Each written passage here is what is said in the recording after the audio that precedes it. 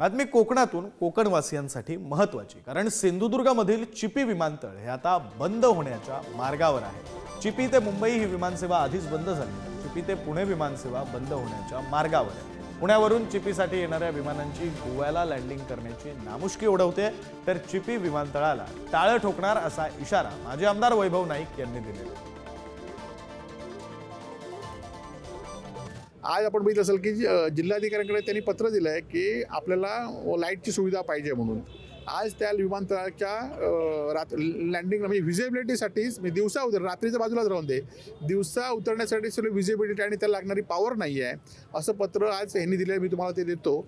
आणि त्यामुळे येणाऱ्या काळामध्ये आज मुंबई विमानतळ पूर्ण बंद झाली, आता ही विमानसेवा बंद होण्याच्या शेवटची घटका मोजते आणि आम्ही येणाऱ्या काळामध्ये शिवसेनेच्या वतीने टाळे ठोकणारच आहोत।